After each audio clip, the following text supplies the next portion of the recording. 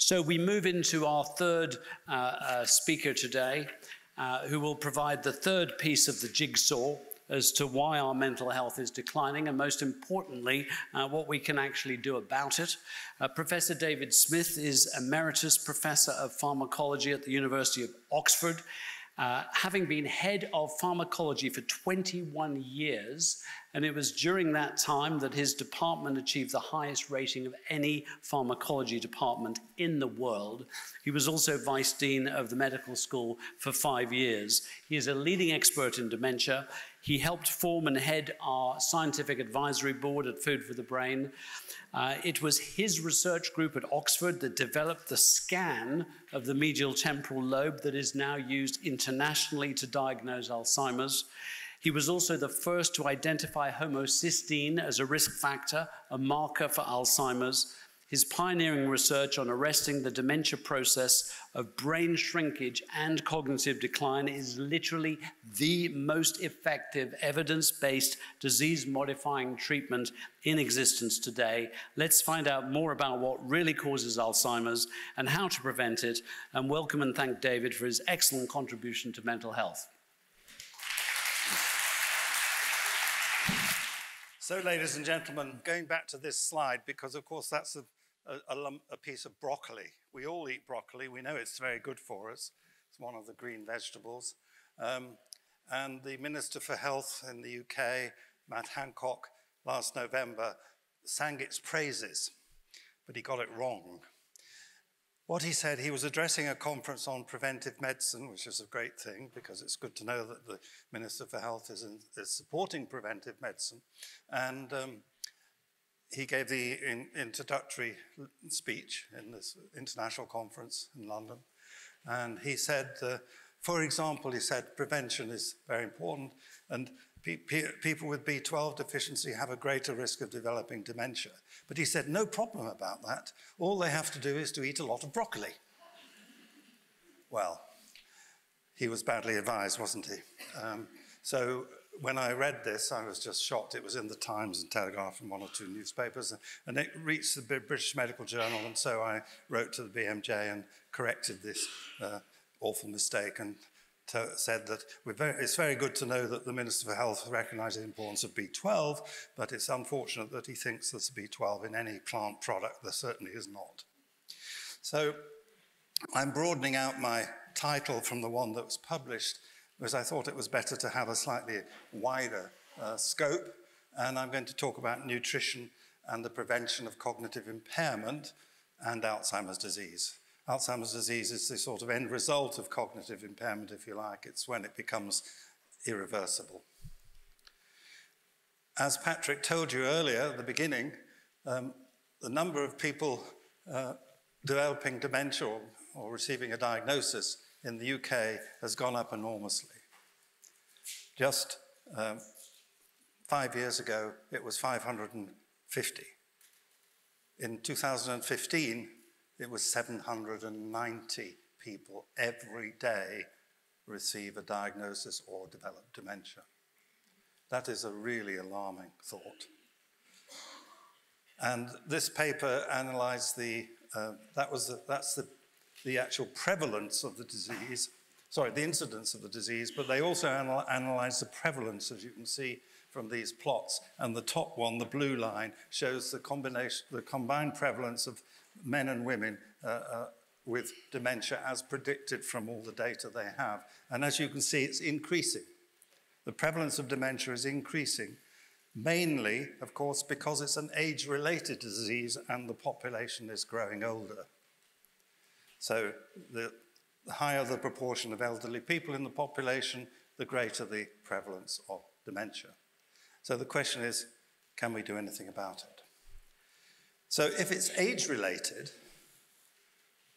then the common thought or belief is that it's an inevitable part of aging. People say that to me. They used to say that to me frequently. They'd say it somewhat less frequently now. Is that true? Is it an inevitable part of aging that if we live long enough, we'll all end up with Alzheimer's? No, it's not. The dementia is associated with specific changes in the brain. which are not found in everyone. So that's a good news. It really is a disease. It's not a natural part of aging, although it increases in prevalence with age. So here's one of the characteristic changes you find in the brain in Alzheimer's. You find deposition of neurofibrillary tangles within nerve cells in the cerebral cortex. These are nerve cells stained with a silver stain, which shows up these so-called tangles. And these are in the hippocampus, the part of the brain that is so crucial for memory. Now, the important thing is that not only does the deposition of these tangles, which is an insoluble protein called tau, phosphorylated tau, lead to malfunction of the neurons, it leads to death of the neurons. So for every one nerve cell you can stain with to show the presence of tangles, 6 nerve cells have died. So this is the main cause of the dementia is not only the strangling of the neurons, but the fact that they're dying. Now, these tangles can be studied, of course, in histopathology, and the distribution of them in the brain of a patient with Alzheimer's disease is shown here. The stronger the color, the denser the tangles. So you can see that the medial temporal lobe, which includes the hippocampus, has the highest density of these neurofibrillary tangles, but it's present in the prefrontal cortex, in the parietal cortex, and in the temporal cortex. It's not found so much in primary sensory areas. Now, that is the end result.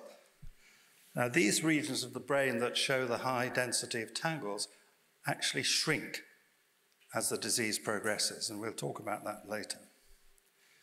The question is, how did it get there? Is it sudden? No, it's not sudden. It's a gradual process. So 5 years before the end stage of Alzheimer's, that's shown on the left there, you have what we call mild cognitive impairment, where there's a small number of, but significant number of these tangles, especially in the medial temporal lobe. Before that, there's a long period of about a quarter of a century when the tangles are only found in the medial temporal lobe. So we have a very slow development of the disease. And even before that, in young people, I'm sorry to say, you get the occasional tangle in the medial temporal lobe. So you might say, well, this is depressing. It is and it isn't. The good news about this is it takes a long time for the disease to progress, so that gives us time to intervene in the disease process. Now, the end result is shown here on the right. This is the brain of one of our patients with Alzheimer's disease, and you can see that it's severely shrunk. Most particularly, the medial temporal lobe, which contains the hippocampus, has more or less gone completely, compared with a normal, healthy brain of the same age. So, to prevent Alzheimer's disease, we have to find a way of stopping or slowing the shrinkage of the brain. That's the target. Let's try and prevent shrinkage of the brain. So we've said that one of these stories is not true, it's a myth. It's not an inevitable part of aging, Alzheimer's, but it's a true disease. The other common remark that people make to me all the time is, but anyway, doctor, it's all in the genes, isn't it? So we can't do anything about it. Well, no, that's not true either.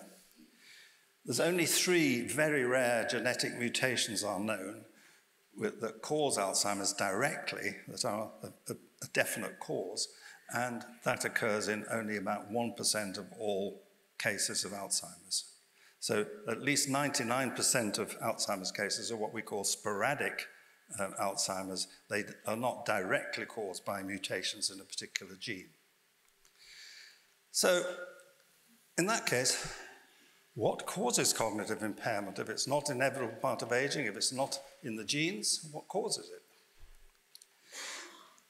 The causes are multifactorial, and that's a very important thing to recognize. It's not one single cause. Many different factors have to come together to cause Alzheimer's disease. And the common causes that are genetically determined risk factors, that's a mutation in a gene which is common, it's called a polymorphism, in the population, but doesn't inevitably lead to Alzheimer's, it just increases the risk that you'll get it. And for those, there are many that have been discovered now, something like 70 or 80. But these are mostly a very small effect indeed, have a really tiny impact on your risk of having the disease, less than 10%. There's one called ApoE, the mutation in the gene for apolipoprotein E, which has a somewhat higher risk factor, but most of them are very, very small. So these genetically determined risk factors interact with non-genetic risk factors.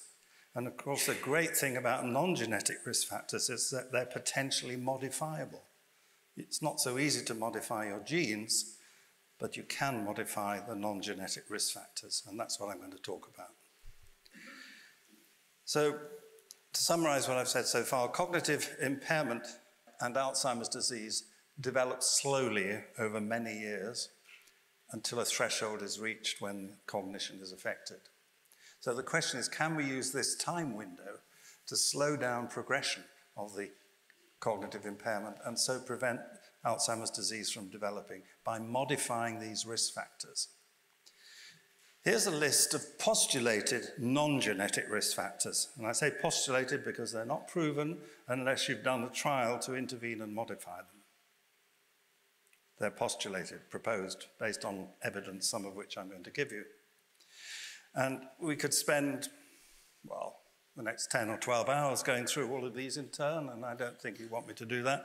But you see that I've highlighted some in red, and these are, of course, related to nutrition. So several of the postulated non-genetic risk factors are related to nutrition, and the question is, how good is the evidence that they are risk factors for Alzheimer's? There are three levels of evidence, if you like. One is so-called cross-sectional observational studies where you compare the presence of one of these nutritional risk factors in a population without Alzheimer's and with those levels in a population with Alzheimer's. The next level, which is better, is what so-called prospective observational studies, whereby you take a blood sample or you do a study at baseline when no one has any cognitive impairment. You follow them for 5, 10, 15, 20 years, and you see if there's any relation between the measurements you made at baseline when no one has cognitive impairment and the later development of cognitive impairment or Alzheimer's. The final level of evidence is, of course, to do a randomized clinical trial where you intervene to modify the risk factors and see whether you can actually slow down the disease process. So basically, these lines of evidence get stronger as we go down the list. There are problems with these observational studies. Most of the evidence that we have for risk factors is observational, but there are problems. Here's a good example. You could have bias or confounding or reverse causality. Here's the observation, which is a true one, made in New York in 2007, that greater intake of folate reduces the risk of developing dementia. Great. So that's the association. The trouble is, of course, it might be reverse causality, because what that means is that people with dementia will have a poor diet, or they forget to take their folic acid if they're taking supplements. That leads then, of course, to low folate intake, which apparently causes dementia. So it's what's called reverse causality. So that's why observations of this nature have to be very carefully scrutinized and checked for reverse causality. Then there's something called confounding, which is equally common, in fact, maybe more common. And here's an observation. Whole food dietary pattern protects against cognitive impairment compared with processed food consumption. So I'm sure Robert would be pleased to know that. That's an observation, very definitely confirmed. The problem is, could it be due to confounding? The way this is could be due to confounding is that it's due to people having better education who have a good dietary pattern and therefore have good cognition, or rather they have good cognition because they have better education, and that confounds the association on the horizontal line. very difficult to exclude all these things. Still, I'm going to tell you about a lot of observational studies, and most of these have been very carefully conducted to try to reduce or eliminate these problems. So what I'm going to talk about this afternoon are the following. I'm going to start talking about dietary patterns in relation to cognition. Then I shall look at some individual dietary components, and then I shall look at the interactions between micronutrients, and finally we'll end up with awareness next. So let's look at some dietary patterns. A study done in Stockholm in the Karolinska Institute compared people who were recruited at baseline with no cognitive impairment in their sort of late middle age, and followed through until some of them developed dementia, and they looked at the diets. They had two sorts of diets. One was called prudent, and the other was called a Western diet. The prudent diet is frequent vegetables, fruit and legumes, cereals, use of cooking or dressing oil, whole grains, rice and pasta, fish, low-fat dairy, and water, believe it or not. But the Western diet, as they defined, was a frequent consumption of red or processed meat, saturated and trans fats, refined grains, sugar, beer, and spirits. So I won't ask you which category you fit into, but the lunch, I think, was probably more on the left than on the right. So what did they find? They looked at cognitive decline over a 7-year period, and this is what they found.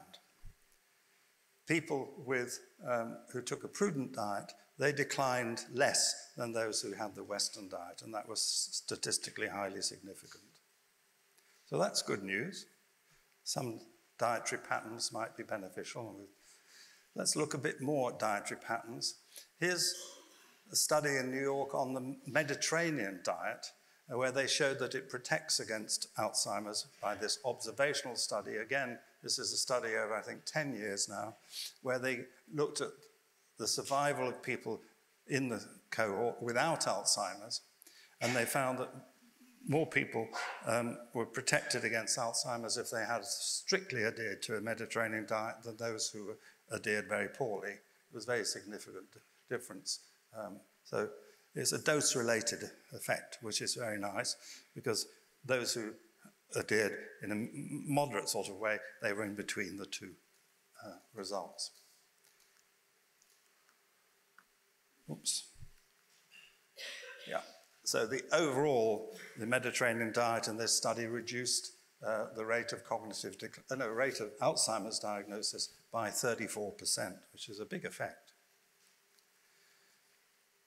So what is the Mediterranean diet? Let's just remind ourselves of it. I'm sure you all know. I don't think I need to go through every single item there, but just have a quick look at that list. That's the classic Mediterranean diet, and the important thing, I think, is what it contains, of course, but also that it has less meat and poultry than the average ordinary Western diet. Now, in Chicago, the Rush Alzheimer's study, led by Martha Morris, has looked at a modified Mediterranean diet. Again, this is observational, and they call it the mind diet. So the name is very appropriate, of course. And what they found with this mind diet was an even bigger effect on slowing cognitive decline. So people who adhered very well to the mind diet, they had a high score,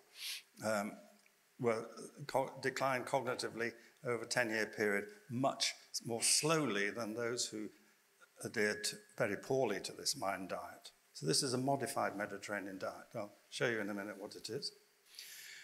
They also looked at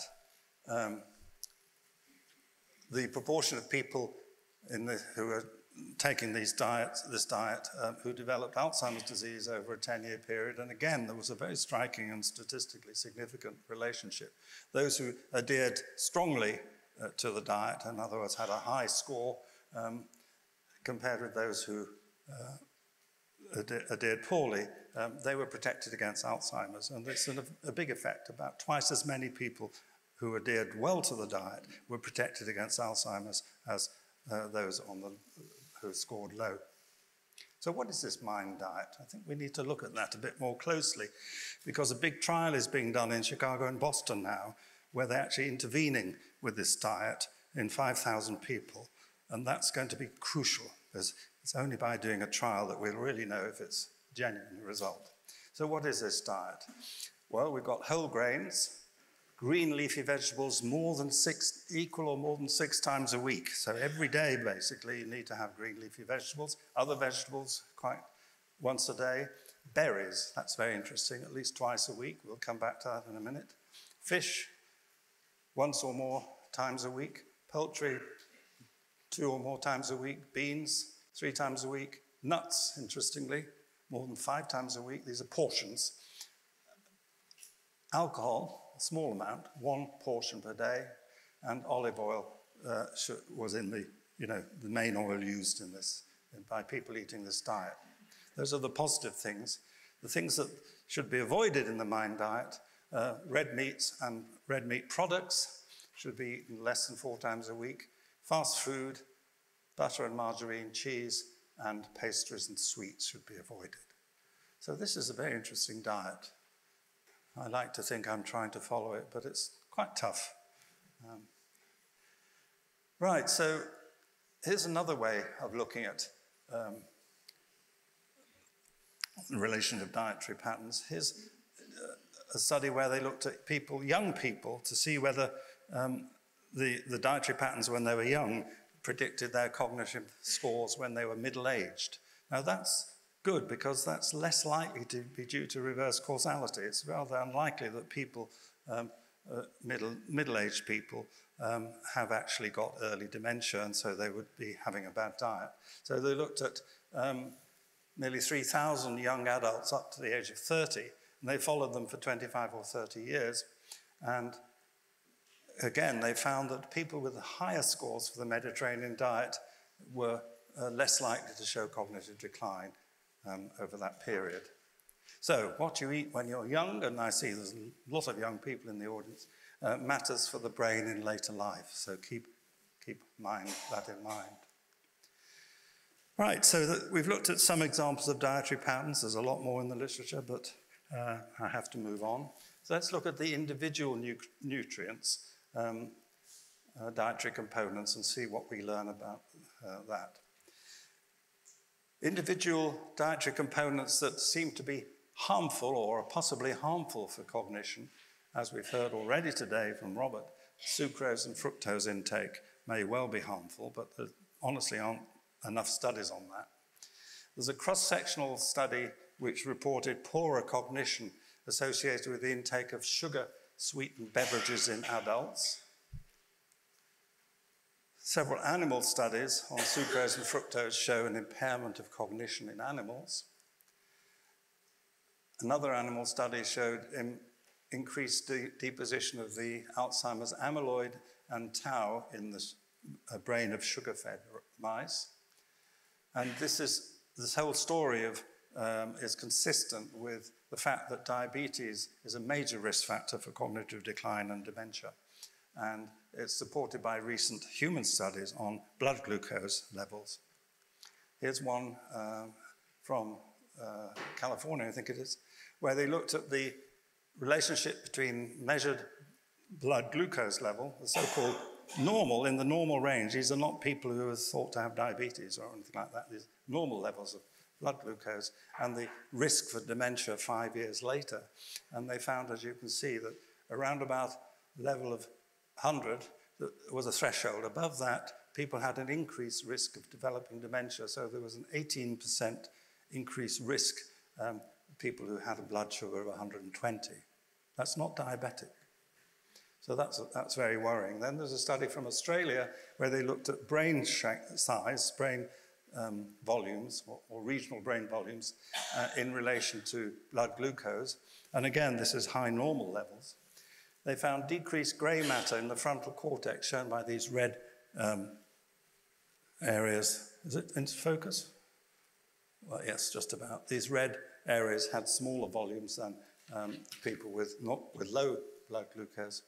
And this was in turn associated with poorer cognitive performance in these people. both in working memory, in executive function, information processing speed, and language. So several cognitive impairments with high levels of normal glucose. So the question is, should we be controlling our excessive intake of foods that increase blood glucose? The conclusion of the Australian study, I think, is worth reading carefully. These findings stress the need to reevaluate what's considered as healthy blood glucose levels and consider the role of high normal blood glucose as a risk factor for cerebral health, cognitive function, and eventually dementia.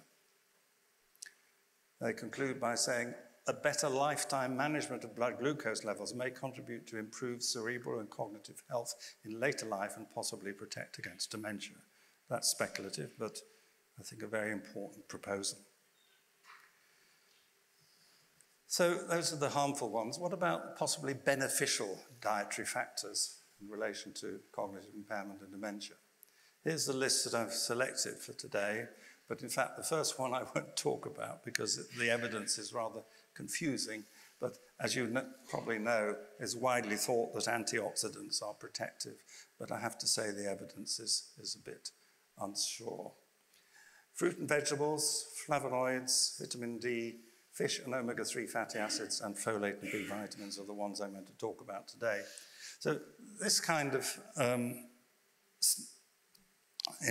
these kind of observations have been provoked by studies like this, where they looked at patterns of nutrient intake in relation to cognitive function and brain volume measurements in a big American study.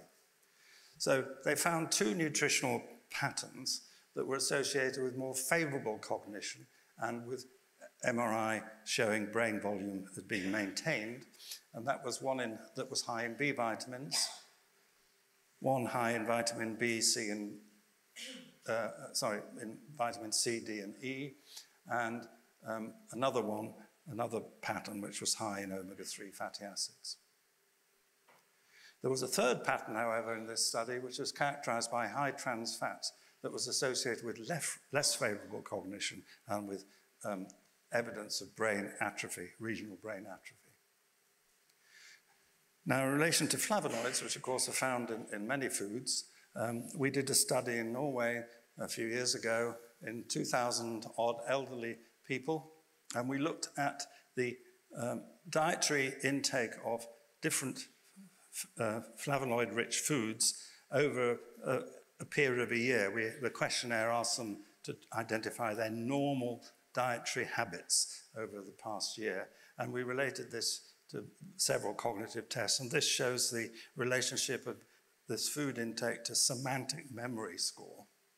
And you can see that eating more fruit and vegetables improved the memory of these people. Even drinking tea was improving. Chocolate, that's good, isn't it? And wine. Now, before we get too excited, let's look at some of the numbers. As far as fruit and veg is concerned, it reached a plateau, as you can see, at around 500 grams a day, which is half a kilo. That's quite a bit, so that's okay. Tea, on the other hand, reached a plateau at about, well, it didn't really reach a plateau, so people were drinking up to a litre of tea a day and apparently benefiting.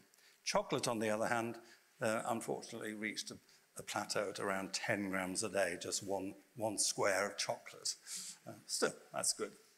Wine reached a plateau as small as one small glass, about 125 milliliters, which is about 1.5 units according to the unit measurement.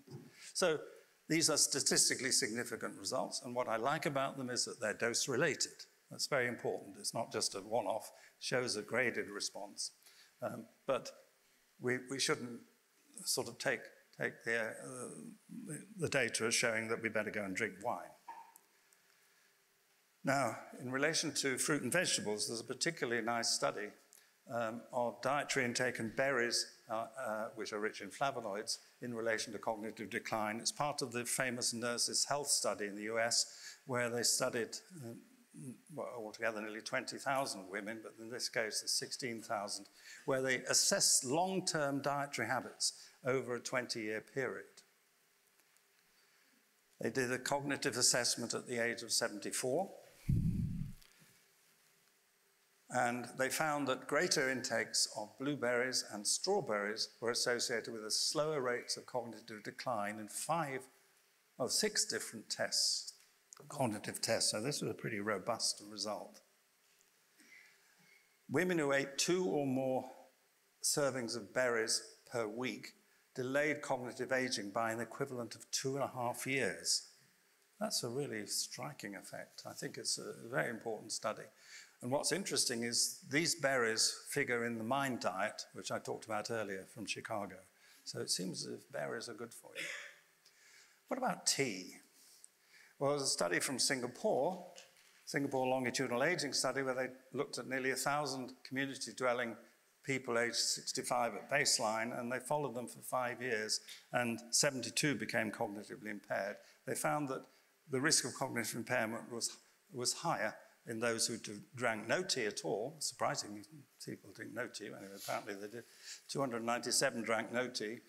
Those who drank black tea were partly protected, and those who drank green tea were protected even more. So tea seems to be good for you. Now, the chocolate is a very interesting study, because we found 10 grams a day was rather good. And here's a trial where they gave cocoa-enriched drinks to people, and at 3 different levels, a small amount, an intermediate amount, and a high amount, and they assessed their cognition after an 8-week period. So this is a very short trial. It's not actually a trial on dementia or anything. It's just a one-off clinical trial. But it's a dose-related effect. They also found in those who had the highest intake of cocoa improvements in cognition generally, as insulin resistance and various blood pressure and other parameters, metabolic disease. So this is good news. Then you read the small print. The study was supported by Mars.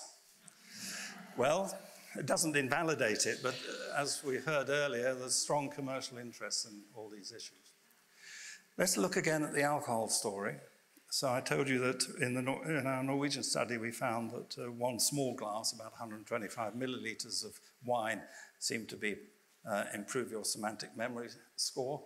But there's been an absolutely huge study in London, the so-called Whitehall study, Whitehall 2, where they took several thousand civil servants and followed them for many, many years, I think 30 years almost, and they looked at their diet and all sorts of factors. And here's the study of 9,000 of these people, of whom 397 developed dementia over a 20-odd-year period, 23-year period. And this is the hazard ratio for dementia in these people. And you can see that people who abstained from alcohol actually had an increased risk of developing dementia, a 47% increased risk. Significant, not huge, but still worrying. But then it decreased the risk. So by the time they were taking sort of 5 or 6 units a week, their risk was not significant. But then as they took more and more alcohol, the risk increased. So if they took more than 14 units a week, interestingly, that's what the government has recently recommended as a limit. We shouldn't be taking more than 14. Then the risk of developing dementia began to increase. So this is a really nice study on a large population.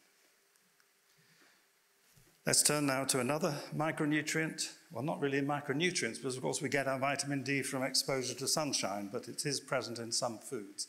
Anyway, low levels of vitamin D are definitely a risk factor for developing dementia, and depending on the level, you have a greater risk of developing dementia. So those who are just deficient have a slightly increased risk. Those who are severely deficient have a very considerably increased risk. So the numbers here are quite alarming, I think. So the deficiency increased the risk of Alzheimer's disease by 69%. 42% of white American adults are deficient in vitamin D. 82% of black Americans are deficient, because of course the pigment reduces the effect of the UV light on the skin. And 60 to 80% of middle-aged British men were found to be deficient in vitamin D.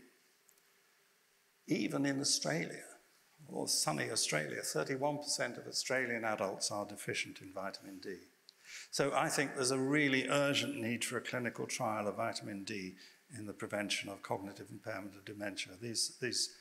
The high prevalence of the deficiency is quite alarming.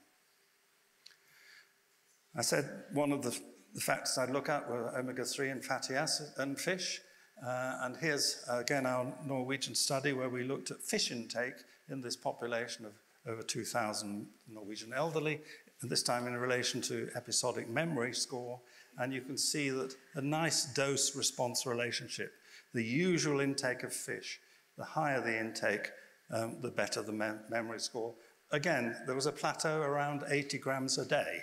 Quite a lot, really. So above 80 grams a day, it didn't seem to improve things, but there was a dose-related response. There's been a meta-analysis on this whole issue by Beidoun, National Institutes of Aging, and she found that eating fish once or more a week reduces the risk of Alzheimer's disease by 33%. That's compared with those who eat fish less than once a week.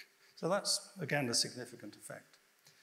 Now, fish, as we've heard from Michael, is a rich source of several micronutrients, not only omega-3 fatty acids, such as DHA, but vitamin B12 and selenium. So we don't know which of these micronutrients it might be, or if it's all of them. So let's look at DHA. Plasma DHA has been measured in the Framingham Heart Study, nearly 900 people, in relation to the later development of dementia after a period of 12 years. And you can see that the cumulative incidence of dementia is much reduced in those in the top quartile of DHA levels in the plasma. So DHA protects by 47% those from developing dementia. Again, a meta-analysis by Beidoun shows, on the whole, a striking protective effect of omega-3 fatty acids and fish intake on the development of the risk of developing dementia. So the pooled relative risk of Alzheimer's disease was 0.67, in other words, 33% protection against Alzheimer's in those with the high levels of omega-3. Now, in this kind of statistical analysis, you can estimate something called the population attributable risk of a disease. And this is very interesting. This is the proportion of, in this case, Alzheimer's that can be possibly caused by low levels of omega-3. So she worked out the population attributable risk of Alzheimer's for low omega-3 fatty acid levels in the intake or levels is 22%. So 22% of people with dementia might be caused by low omega-3. Finally, my own field, look at the B vitamins, folate and B, and the other B vitamins. This, again, we have to have a little bit of biochemistry, I'm afraid. The B vitamins are crucial for the metabolism of the amino acid homocysteine, which is central in the methionine cycle. And you can see that 3 B vitamins, folate, B12, and B6, are crucial for the operation of this cycle. So the levels of these vitamins can regulate the level of homocysteine in the body, and that leaks out into the blood. So if you measure blood homocysteine, it's a good marker, if you like, of the B vitamin status. So again, in the Framingham study, they measured homocysteine at baseline when no one had any sign of cognitive impairment. They followed them for 8 years, and 111 developed dementia, and this is what they found, that people with the high levels, tertile 3 of homocysteine, which we abbreviate THCY, had a greater risk, nearly twofold risk of developing dementia compared with those in the lower levels of homocysteine. Again, a meta-analysis has been done, and the ratio is almost doubled. So people with high homocysteine have an almost doubling of the risk of developing dementia and Alzheimer's. This is Alzheimer's disease, actually. So again, we can do the population attributable risk calculation, and again, it turned out by chance to be the same as omega-3. About 22% of dementia may be due to raised homocysteine. Now, these are big numbers. These are millions and millions of people every year around the world, if they're really true. So, let's summarize so far about omega-3 and B vitamins. Low fish intake or low blood levels of long-chain omega-3 fatty acids are risk factors for Alzheimer's disease. Low folate and B12 status, as indicated by raised plasma homocysteine, are risk factors for cognitive decline and dementia. And each of these risk factors has, as I've said, a population attributable risk of about 20%. So the question is, what is the effect of modifying these risk factors on cognitive impairment or even on dementia? Well, there's been no good studies on dementia. Well, I'll come on to one in a minute or at the end. But on cognitive decline, there have been clinical trials. So you can lower homocysteine by giving B vitamins, and two trials, the FACET trial in the Netherlands on folic acid alone, and our Vitacog trial from Oxford, where we used folic acid B12 and B6, showed that lowering homocysteine by giving B vitamins did indeed slow cognitive decline. Eating fish or supplementing diet with omega-3 fatty acids can slow cognitive decline. I say can because it doesn't always. In fact, for both these risk factors, trial results have not been consistent. There have been many negative trials, and that somewhat leads people to be skeptical. But why are they negative? Why is there disagreement? I'm going to show you the reason.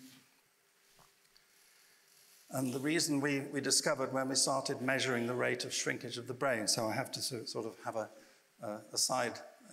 an intercept on brain shrinkage.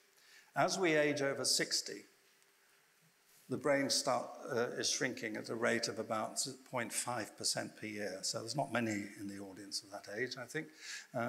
But you're losing tissue at the rate of 7 milliliters per year about. It's a bit worrying. Now, the trouble is it gets worse. Was those with memory problems, or if we define it as mild cognitive impairment, which is a clinical syndrome you can diagnose, show a faster rate of shrinkage of about 1% per year. Patients with Alzheimer's, it's much faster. It's about 3% per year. So the question is this a gradation? Is this a progression of brain atrophy as cognitive impairment and dementia develops? Well, many risk factors for Alzheimer's disease have been shown to be associated with an increased rate of brain atrophy. Quite a big list. Smoking, diabetes, low omega-3, physical inactivity, low adherence to Mediterranean diet, high blood pressure, atrial fibrillation, high homocysteine and low B vitamins. So this is clearly, brain atrophy is a useful marker, a biological marker for what's going on in the brain. Now, we looked at B12 in relation to brain atrophy in two studies. The top one was done in Oxford on 200-odd normal community-dwelling elderly in Oxford, and the bottom one was done on 2,000 normal community-dwelling people in Stockholm. And we measured B12, and we measured the rate of brain atrophy or shrinkage over several years. And here's the Oxford results. This is the percent change in brain volume over a 5-year period, plotted against, on the horizontal axis, the vitamin B12 level at baseline. So that's the level when they came into the study. Wow, you can see something rather alarming. You can see that the lower the B12, the faster the brain is shrinking. The levels here are not deficient. None of these people were deficient. The deficiency cutoff is traditionally considered to be 148. So these are people in the normal range of B12 whose brain shrinks the lower the level. Have I just said there's something in the blood that may determine the rate at which your brain is shrinking? I have. But you could say, oh, it's just a coincidence. So we did a trial. We did the Vitagog trial, which recruited people with mild cognitive impairment who have a rate of brain shrinkage of about 1% per year. And we randomized them, and we gave half of them placebo, and the other half we gave a mixture of folic acid, B12, half a milligram, and B6. And we followed them for 2 years, and we measured the rate of brain atrophy, and we measured various cognitive measures.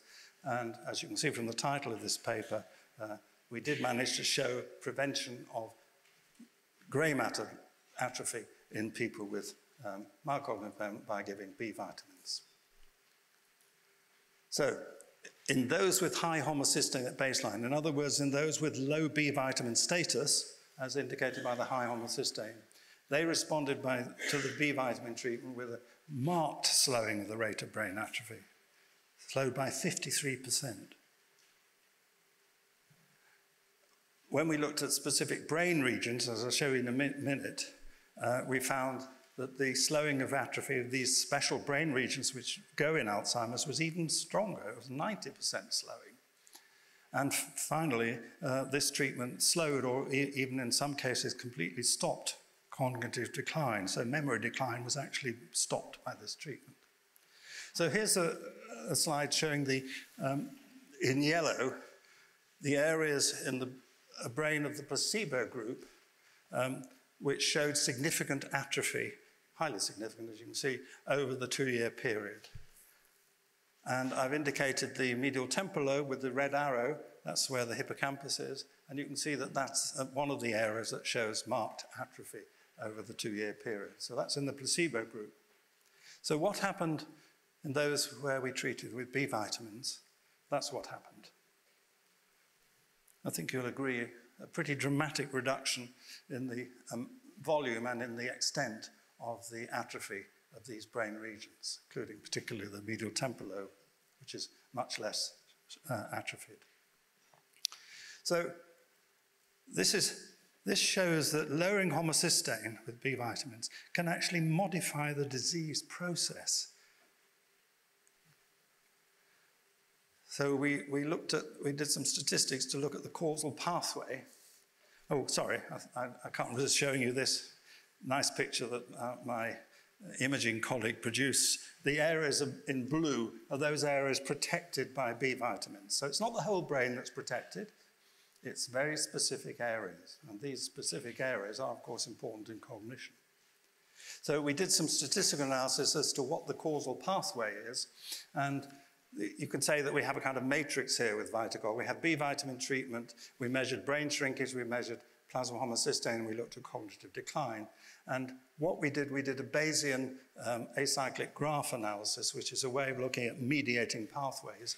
And we found that, in fact, B vitamin treatment, in particular the B12, turned out to be important, lowers plasma homocysteine, which in turn slows brain shrinkage, which in turn slowed cognitive decline. So this is a causal pathway. These arrows indicate causal links.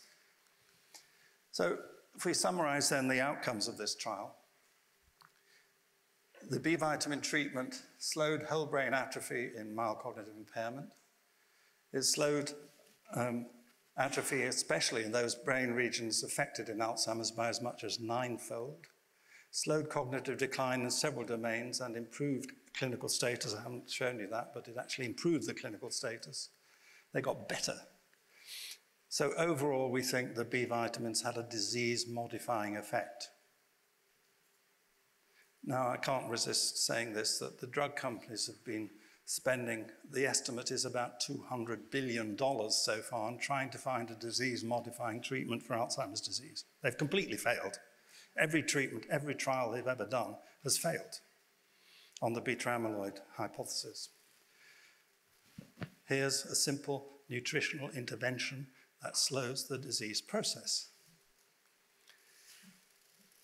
Certain corollaries, though. These responses in people with cognitive impairment only occurred in subjects with baseline homocysteine above the median. In other words, they had impaired B vitamin status, but they were not deficient. And as I will now show, and finally end, those with good omega-3 fatty acid status.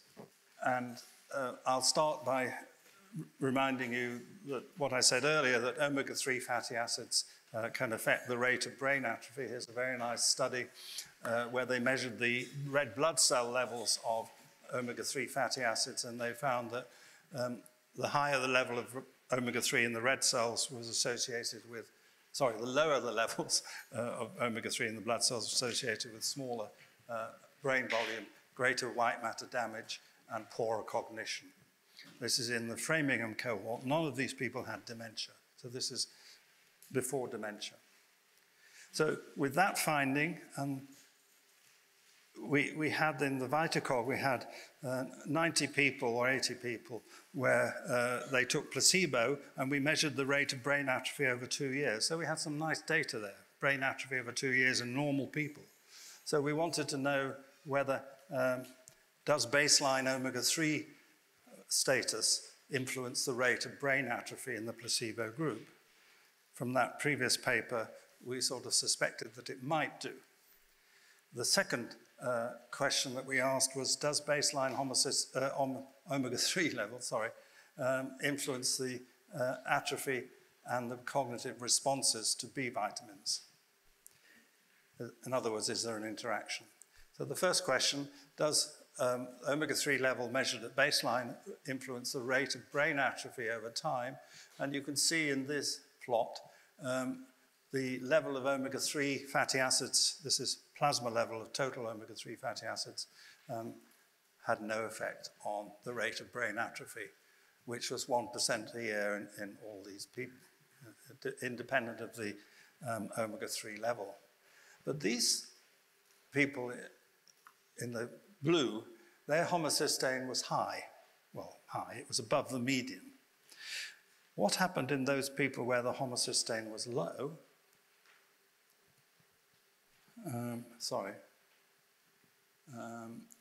Was lowered by giving the B vitamins. You can see a dramatic difference. That I've missed out a slide here, I'm sorry. Anyway, what we found was that people with low homocysteine, in other words, good B vitamin status, were protected by omega-3 fatty acids from brain atrophy. And this is, this is the slide. I do apologize, I'm getting cross-eyed.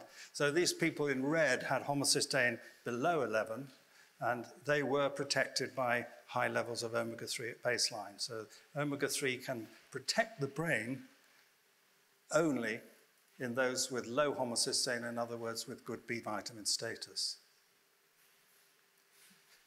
So that's the first question, the answer of which was yes, but only in those with low homocysteine. The second question, does baseline omega-3 status influence the slowing of atrophy and of cognitive decline in response to B vitamins? And I won't show the data, but the answer was yes. Only those people with high omega-3 at baseline showed slowing of brain atrophy and slowing of cognitive decline in response to B vitamins. So here's the conclusions from VitaCog. Omega-3 fatty acids only appear to protect the brain in people with low homocysteine, in other words, good B vitamin status. B vitamins only appear to protect the brain in people with good omega-3 fatty acid status. So these, frankly, unexpected interactions could explain why some omega-3 fatty acid trials have failed, and they could explain why some B vitamin trials have failed, because the people didn't have the right composition of the other micronutrients. They illustrate the importance of interactions in nutrition, and hence the key role of dietary patterns, which I talked about earlier. So I conclude with some very new results which have just come out online. This is a famous omega-3 trial in Alzheimer's disease done in Uppsala in 2006. It was the first trial where omega-3 fatty acids were given to people with Alzheimer's disease in the belief that that might slow down cognitive decline. But unfortunately, they found no beneficial effect on cognition of supplementation with 2.3 grams per day of omega-3 fatty acids, DHA and EPA, and apparently a failed trial. So this has sort of gone down in the literature as a failed trial. Omega-3 fatty acids are no good in treating Alzheimer's. But in view of our results from Vitacog, we thought, oh, maybe we should look at the homocysteine levels in these people to see whether that influenced the response of these people to omega-3 treatment. And it did. We found that in just those patients with low homocysteine in this trial from Uppsala, omega-3 treatment did slow cognitive decline, and therefore there's evidence of interaction, I think, with B vitamin status. So omega-3 fatty acids need to interact with B vitamins in order to benefit the brain. That's our conclusion from this trial.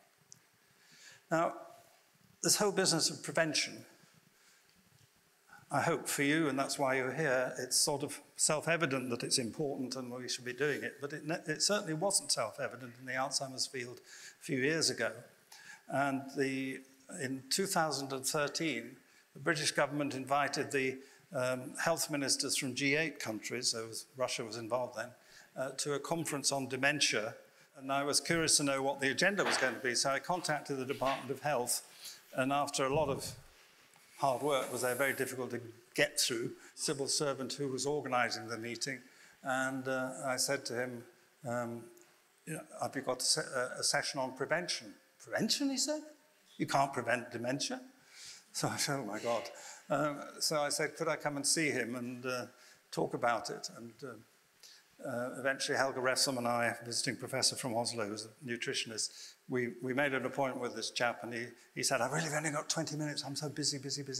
An hour and a half later, he said, well, he rather convinced me that perhaps prevention should be on the agenda. So I'm glad to say it was on the agenda.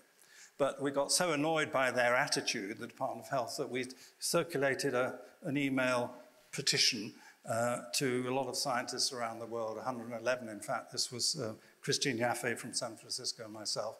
And we found 111 scientists from 36 countries who signed this statement, and this was published on the day of the meeting. And this statement was sent to all the health ministers of the G8 countries. And the statement called upon governments to make prevention of dementia one of their major health aims. We estimated in this document that about half of Alzheimer's disease is caused by known risk factors, and that taking immediate action might prevent about 1/5 of predicted cases by 2025. But that was immediate action in 2013. Well, it was partial success. The last 40 minutes of the Dementia Day was on prevention.